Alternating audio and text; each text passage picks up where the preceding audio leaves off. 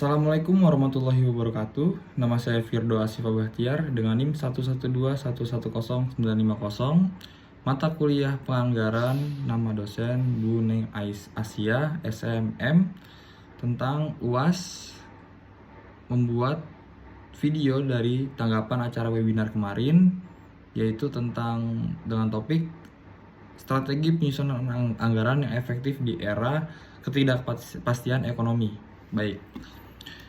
Di sini saya ingin menjabarkan ataupun mengingat kembali ketika ada acara webinar kemarin yang sempat saya catat atau saya screenshot dari materi-materi yang diberikan oleh Bu Asia. Ujian kali ini bersoalkan yang nomor 1, jelaskan 3 tantangan utama dalam menyusun anggaran di tengah ketidakpastian ekonomi. Baik.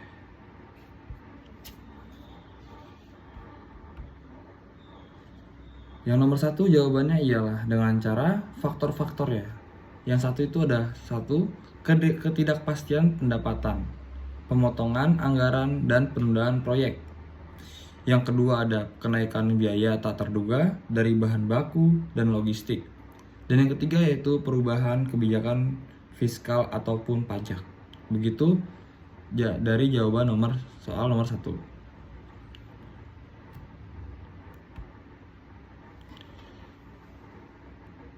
Kita bahas lagi di soal nomor 2. Bagaimana pendekatan rolling forecast dapat menggantikan anggaran tradisional dalam menghadapi ketidakpastian?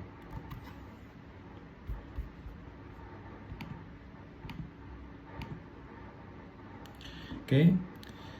Mengapa rolling forecast itu lebih cocok? Yang satu, ada inflasi yang tinggi.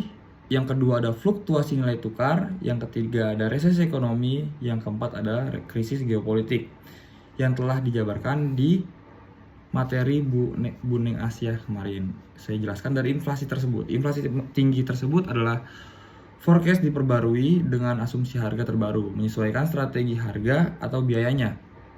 Kita bahas tentang fluktuasi nilai tukar, penyesuaian proyeksi, pendapatan dan beban impor secara berkala. Yang ketiga ada resesi ekonomi. Forecast permintaan bisa direvisi turun sehingga produksi dan SDM bisa diatur ulang. Yang keempat ada krisis geopolitik. Rolling forecast memungkinkan proyeksi alternatif, skenario optimis, moderat, dan atau pesimis. Kita tarik kesimpulannya saja. Rolling forecast memiliki korelasi yang kuat dengan kemampuan organisasi untuk bertahan dan beradaptasi di tengah ketidakpastian ekonomi. Dengan memperbarui asumsi dan proyeksi secara dinamis, pendekatan ini dapat menggantikan anggaran tradisional yang kaku dan rentan terhadap perubahan ekonomi mendadak. Itu ketika saya tarik kesimpulannya.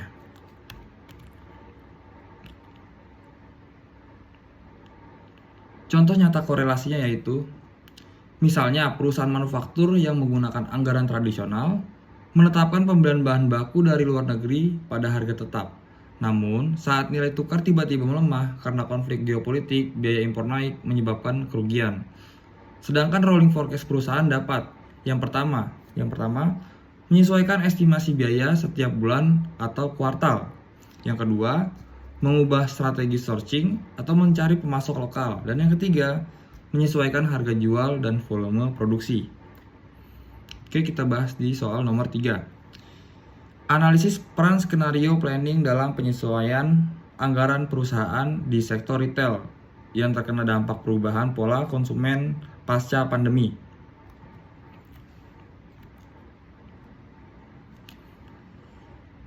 Peran skenario planning sangat krusial dalam penyusunan anggaran retail pasca pandemi karena membantu perusahaan bersiap atas berbagai kondisi akibatnya perubahan perilaku konsumen. Namun, agar anggaran tersebut benar-benar adaptif dan efisien, skenario planning harus didukung oleh strategi anggaran seperti zero-based budgeting untuk menghindari ketergantungan pada pola anggaran lama yang tidak relevan. Yang kedua ada collaborative budgeting agar input skenario dan anggaran mencerminkan realitas lintas fungsi dalam organisasi.